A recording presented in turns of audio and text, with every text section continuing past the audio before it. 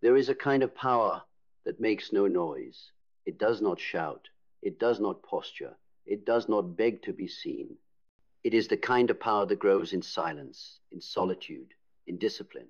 So unshakable, it terrifies those who live their lives distracted and dependent. This power begins with self-focus. Most people cannot stand to be alone with themselves. They drown in noise, endless scrolling, constant chatter, shallow pursuits. They scatter their energy across the world like breadcrumbs, hoping someone will notice, someone will validate, someone will tell them who they are. They live as servants to distraction, slaves to approval, victims of their own inability to be still. But those who master self-focus are different. They are dangerous because they have discovered a weapon that Machiavelli, Nietzsche, Jung, and every strategist throughout history understood.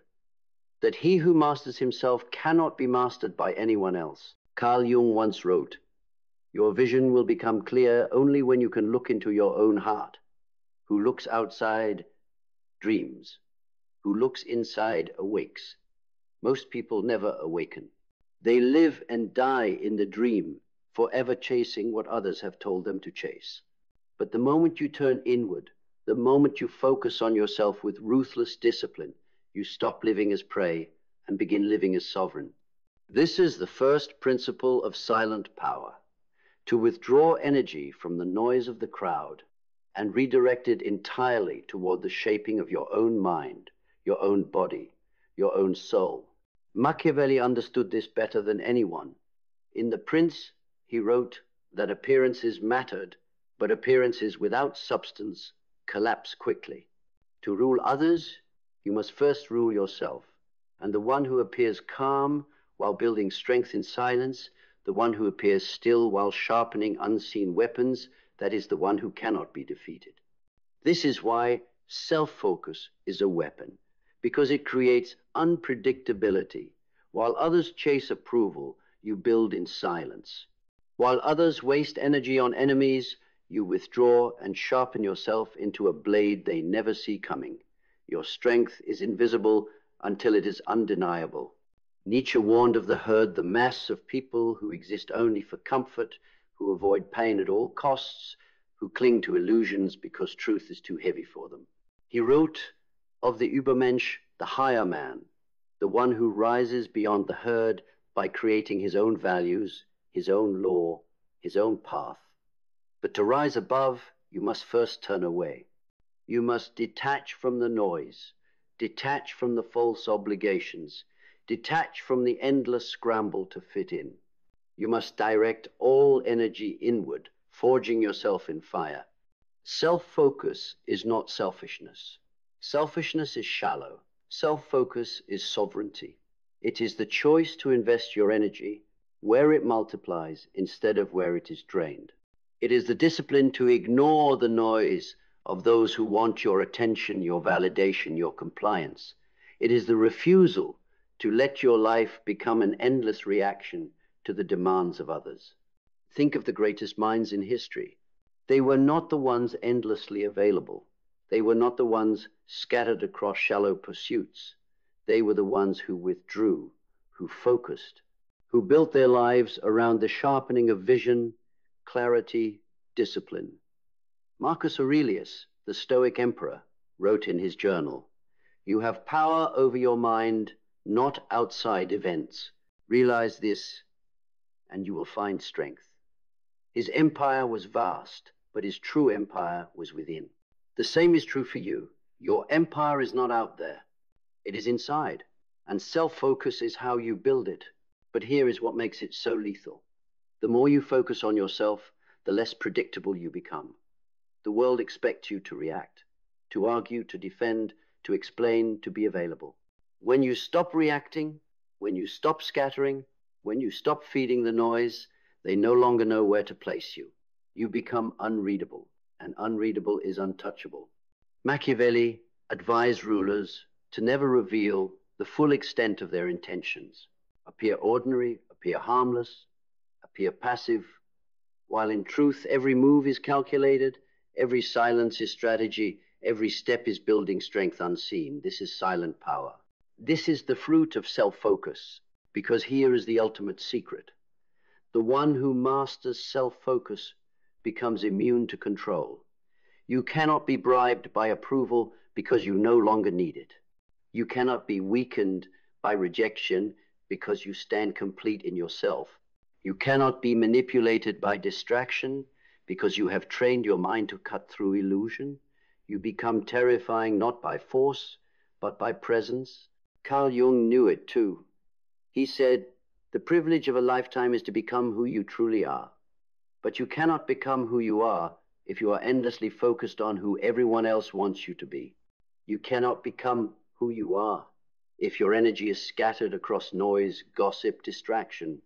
You become yourself only when you focus ruthlessly inward, when you forge yourself into something so sharp, so precise, so sovereign, that the world has no choice but to respect you." Self-focus is the weapon that turns empathy into strategy, that turns discipline into dominance, that turns silence into a force heavier than words. And those who have not discovered it will never understand you. They will call you cold. They will call you distant. They will call you selfish. But that is because they fear you. They fear the one who does not need them. They fear the one who does not beg. They fear the one who cannot be swayed by noise. You are no longer prey. You are no longer a servant of distraction. You are no longer chained to approval. You are self-forged, self-anchored, self-sovereign, and that makes you untouchable. The discipline of self-focus is merciless. It requires you to strip away every distraction, every false attachment, every shallow comfort that weakens your edge. Most people will never attempt it because it feels like death. And in a way, it is the death of the false self, the death of the obedient persona, the death of the version of you that lived as a servant to others' demands. Self-focus demands solitude, and solitude terrifies the herd. They cannot bear to sit in silence because silence reveals their emptiness. They cannot bear to detach from distraction because distraction is their drug. They cannot bear to look inward because inward they find the shadow Jung warned of, the unhealed wounds, the denied truths, the unlived life. But you are different. You dare to face it. You dare to sit in silence. You dare to strip away the noise until only your raw self remains.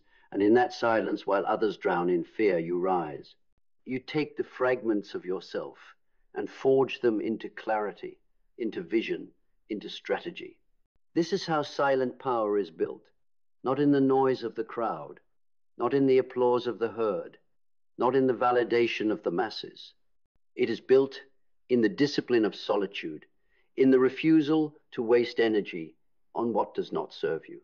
Machiavelli understood this when he wrote that a ruler must appear merciful, faithful, humane, upright, and religious, but must be prepared to act in the opposite way when necessary.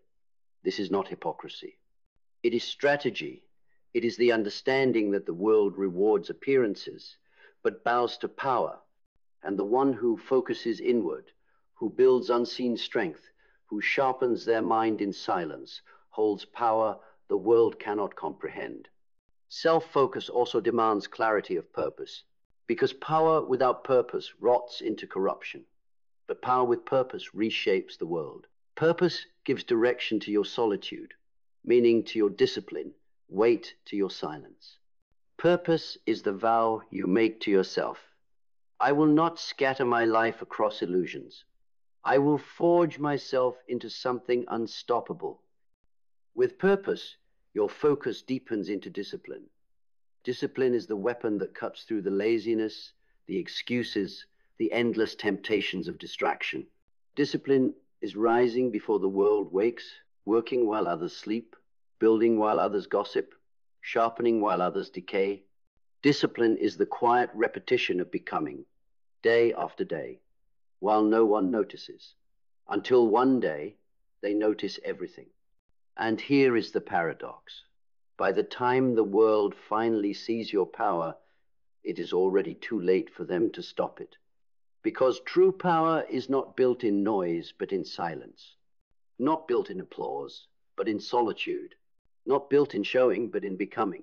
This is resilience, the ability to endure the solitude, the discipline, the misunderstanding, to continue building even when no one believes in you, to sharpen yourself even when no one notices, to keep forging until your presence alone carries the weight of inevitability. Resilience then transforms into adaptability, because once you are rooted in yourself, nothing external can control you. You can bend without breaking. You can move without losing your center. You can shift, change, evolve, because you are anchored in something deeper than circumstance. While others cling to roles, masks, illusions, you flow freely, always grounded, always sovereign. And that adaptability makes you untouchable, because no attack lands, no manipulation works, no rejection shakes you. You are already whole, already anchored, already sovereign. The world cannot touch what no longer needs it. This is the terrifying truth of self-focus. It makes you independent of the herd. And independence is the one thing the herd cannot forgive, because it exposes their chains. They will call you selfish. They will call you arrogant. They will call you ruthless. But in truth, you are free. You are sovereign. You are powerful. And their insults are nothing but the cries of the powerless, the dependent, the weak. Carl Jung wrote, "Until you make the unconscious conscious, it will direct your life and you will call it fate." With self-focus, you take the reins of your unconscious. You seize your fate.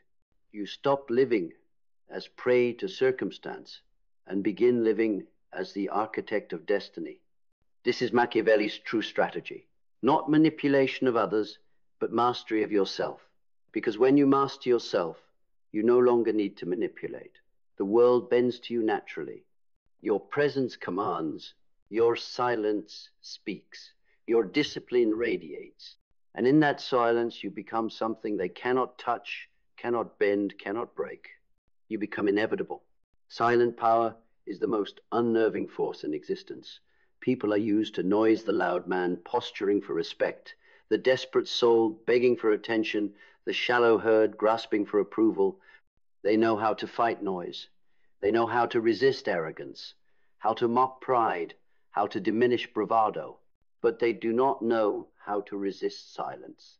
They do not know what to do with the one who speaks little, reveals nothing, and yet carries a presence heavier than any shout.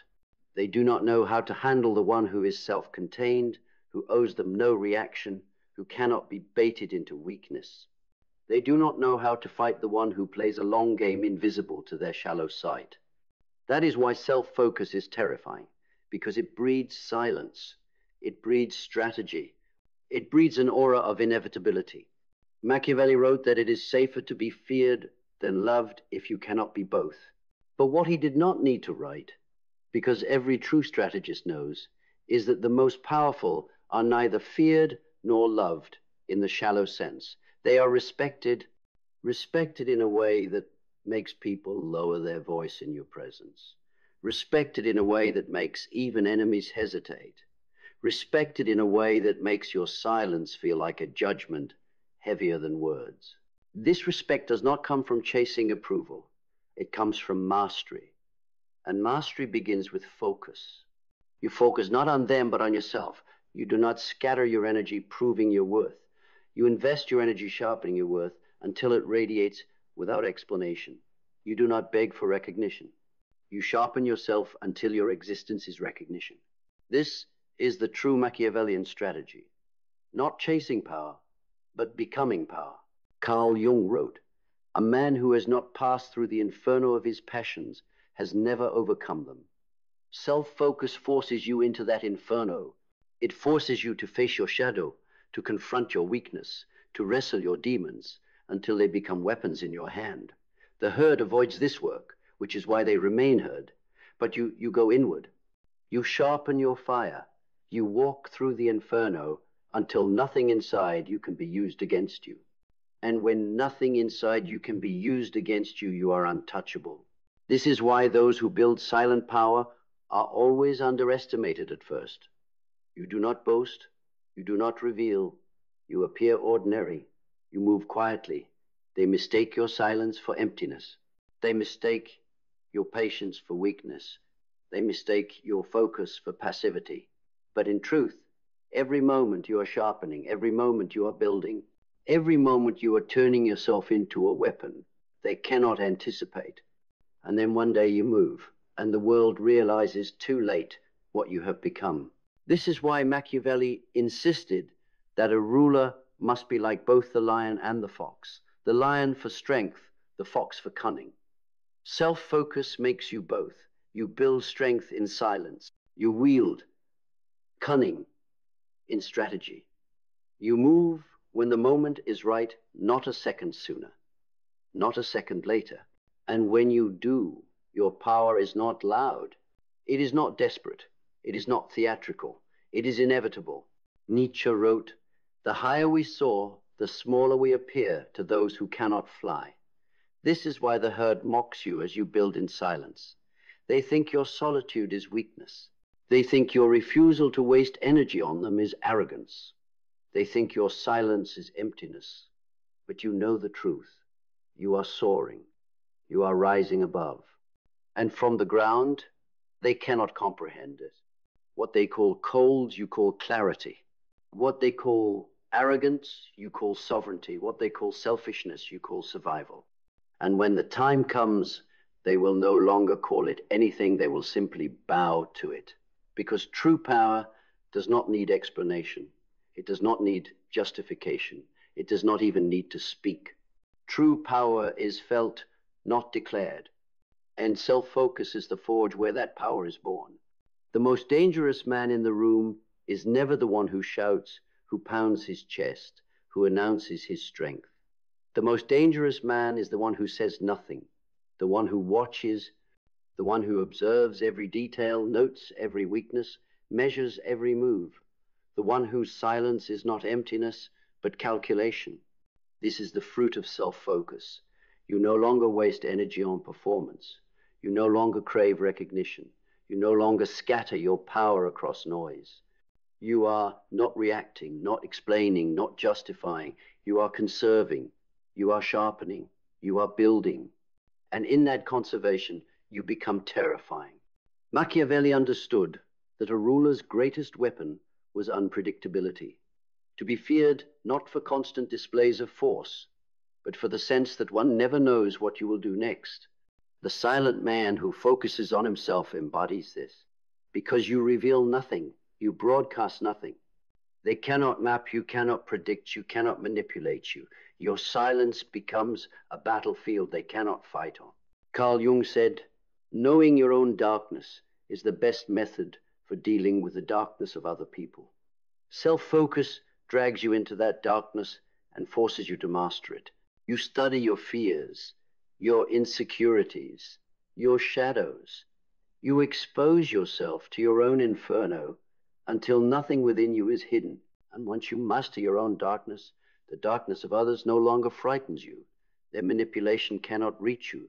Their guilt cannot bind you. Their rage cannot shake you, because you have already seen worse within yourself and survived it. This is why silent power is invincible. It is not built on avoiding weakness. It is built on mastering it. And mastery makes you calm. The herd is frantic, reactive, constantly stirred by every insult, every distraction, every fleeting storm. But you are still. You are unmoved. You do not explain, you do not defend, you do not bow. And that stillness terrifies them, because stillness is not passivity. Stillness is control. Stillness is the confidence of one who knows he has already won. Nietzsche warned that he who fights with monsters should look to it that he himself does not become a monster. But silent power transcends this, because you are not fighting monsters. You are watching them destroy themselves while you remain unshaken. You do not waste energy fighting battles beneath you. You withdraw, you observe, and when the moment is right, you strike once. And that single strike is enough.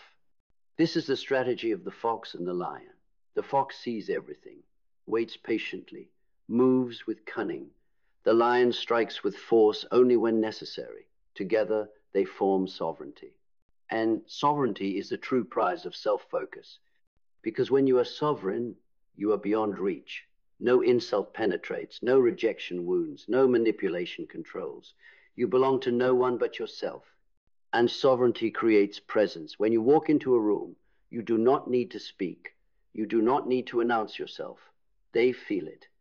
They feel the discipline in your silence, the control in your stillness, the gravity in your gaze. They do not know why, but they lower their voices. They adjust their behavior. They sense power, though they cannot name it. That is the highest form of Machiavellian strategy, not to be loud, not to be flashy, but to be inevitable. The herd lives in distraction. You live in focus. The herd lives in reaction. You live in strategy. The herd lives in noise. You live in silence. And silence, sharpened by self-focus, is the loudest weapon of all. And so the truth reveals itself. The greatest power is not in noise, not in spectacle, not in chasing recognition. The greatest power is in silence, in focus, in the relentless mastery of yourself. This is why the herd will never understand you. They look for strength in display, in arrogance, in applause. But your strength is different. It grows in the shadows, in solitude, in discipline. It grows where no one can see it until suddenly no one can deny it. Carl Jung said, "Until you make the unconscious conscious, it will direct your life, and you will call it fate. You have made yourself conscious. You have wrestled your shadows. You have faced your fire. And now nothing inside you can be used against you." Machiavelli knew this was the ultimate strategy, not to control others first, but to control yourself. To bend your instincts to discipline, your silence into strategy, your solitude into sovereignty. To appear ordinary, harmless, patient, until the day you reveal the empire you built in silence. This is the crown of self-focus. You become untouchable, not because you fight every battle, but because no battle can reach you. Not because you silence every critic, but because no critic has weight against you. Not because you conquer the herd, but because you no longer belong to it. You have become sovereign, and sovereignty is the only throne that cannot be stolen, cannot be bribed, cannot be broken. This is the silent power that Machiavelli understood, the power of the one who focuses inward until the world has no choice but to orbit around him. And now it is yours. Self-focus is not selfishness. It is strategy. It is survival. It is sovereignty. And sovereignty is destiny.